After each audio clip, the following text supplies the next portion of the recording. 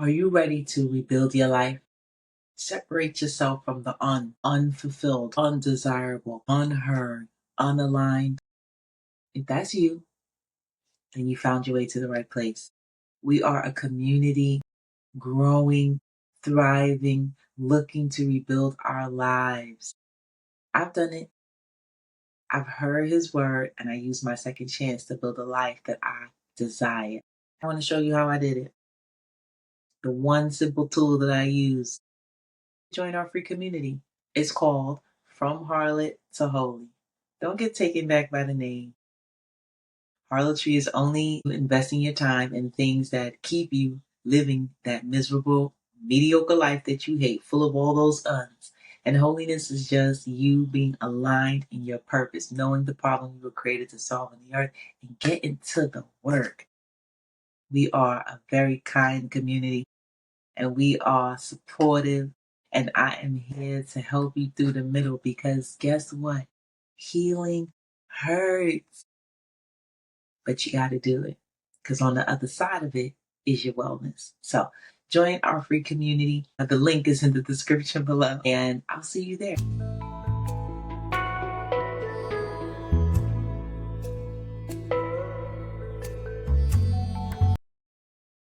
Welcome to the Heart Healer Podcast. I'm so glad that you found your way here. However you got here, it does not matter. The fact is you have made it. I'm your host, Patrice Williams, and I'm so happy to get an opportunity to talk with you again. Today is very interesting. First, just know that whatever it is that I come on here to talk with you about, I'm personally dealing with it myself. It's my way to remain authentic with you, to actively show you how I'm making it through the middle, and to give you some encouragement if you are also in this space. All right, so let's talk about showing up. Let's talk about taking the big picture and minimizing it, bringing it down to its simplest form.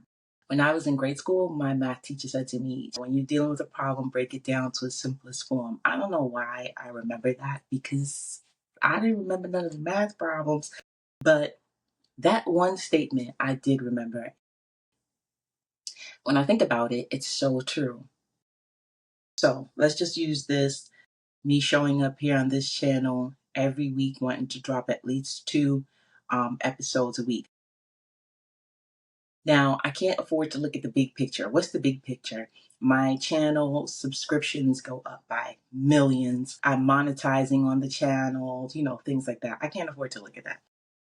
What I have to do is bring it down to the simplest form, which is show up, stay 1 week ahead. I heard Myron Golden, I don't know if you guys know him, but he's a biblical man.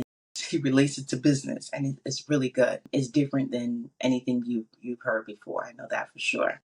So Myron Golden said in one of his messages that I was listening to, he was like, just stay a week ahead. Stay a week ahead. And I'm like, Shatrice, you can stay a week ahead. That's a small goal for you to accomplish. What does that look like? Yes, you get up and you go to work every day, but you get up early enough that you can do one podcast episode. So if I wake up every morning, Lord Spirit Life, record an episode, I can use my weekend to edit those episodes.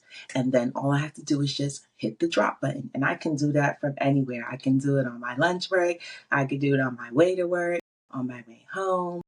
So setting up myself in a way in which I can accomplish this task. It takes nothing for me to hit the record button to do the episodes, and I'm already dressed on my way to work. Well, I'm not dressed right now, but you get the point. I would already be dressed to head out to work. So that is my way of breaking it down in its simplest form so that way I can be consistent in delivering the message to you.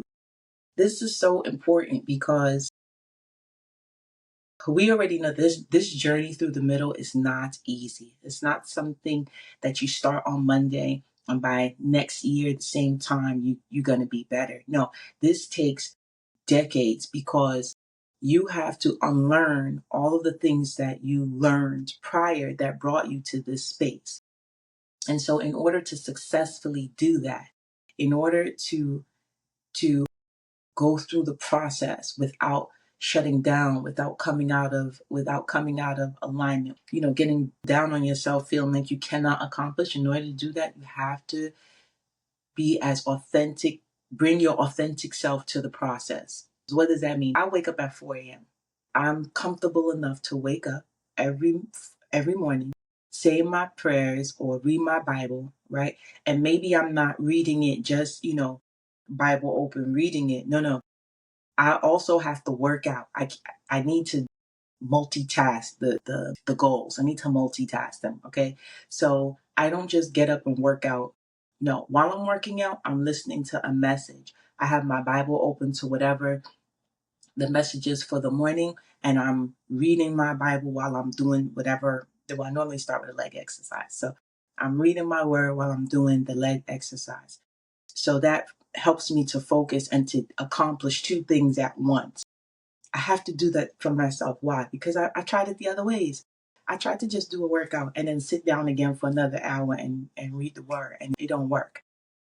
But in this way, when I do it this way, for some reason, it's working for me. I've worked out consistently for however long the message is. So normally it's like 40 minutes or an hour. Sometimes I catch a message for like 30 minutes. I try not to listen to something that's less than 30 minutes. I will at least want to get in like 20, 30 minutes for the workout. Okay. That's me showing up authentically to get the work done, to stay in the process, to work out, to listen to my word, to read the word, and then I go take a shower. After I take a shower, I come back and I start getting ready for my day. Right now, it's 5:30. Why do I come at 5? I want to start recording somewhere about 5. Why? Because outside, the businesses don't start opening. People don't start waking up to get ready for work till 6 o'clock, right? So that gives me some time to record with the silence. Why? Because I'm not in a real studio. I have a makeshift studio, right? I want to be resourceful as possible. I want to be as innovative as I can be with the things that I have. So I'm showing up with things that I have. Okay. Now, all of this matters. It matters. How you spend $1 is how you're going to spend $100,000, $1,000,000. Breaking it down to a simplest form, just use what you got. Use what you have. Use the time wisely. Try to be as productive as possible with the time that you have. Set up your environment so that it works for you. One of the things that I used to do as a trainer, which is a really good tactic, if you listen to the other episodes, you would know that I was an IT consultant. And so I used to travel to different hospitals and I would teach the clinicians how to use the software. I'm in a room, I'm in a classroom, or sometimes online with doctors, surgeons, nurses, right? And so typically these people have more medical knowledge than I have, right? Because they have time in on the job. A lot of them are like twice my age. Sometimes it could be difficult to teach someone who is older computer systems. And so immediately when I come in, they see this younger woman coming in trying to tell them what they must do according to federal regulations, and they don't want to do it. They've been doing something one way for years.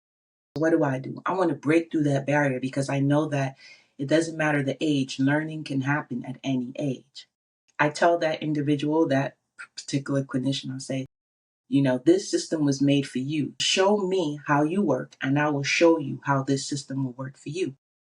What does that do? That changes the hand of power. The system is not more powerful than you. You tell the system what to do.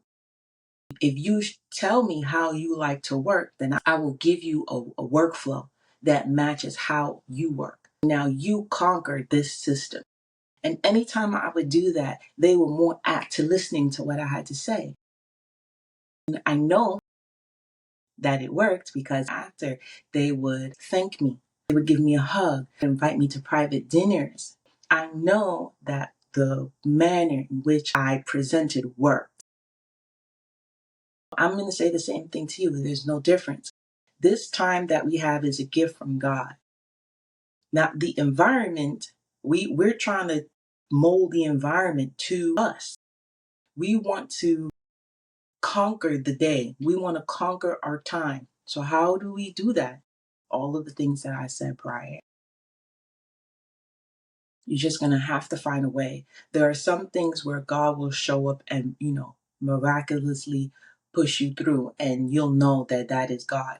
And there are other times when all he does is just remind you of the power that you have within yourself.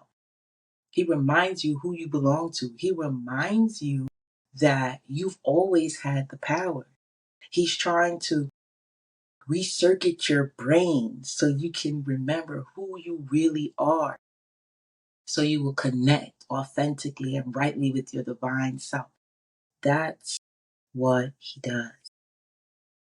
And so for me, last week, I was having a moment, and I started a new position. And I think there was some part of me subconsciously that was beginning to settle in the role and not have so much thought and focus to this.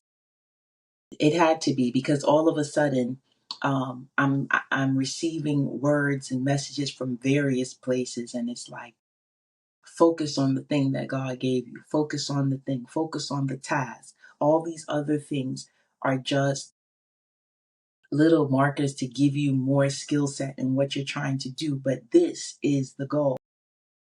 Getting up and speaking on here is your goal, and don't forget it. I have to be thankful that God is still directing my steps. And he's still trying to rewire me, to show me to keep going, that I'm on the right path. And you will get little clues like that you are doing what you are meant to be doing. So be encouraged this week. Break things down to the simplest form and go and tackle your day. Thank you for joining us. Join the community. We would love to see you, chat with you. Thank you.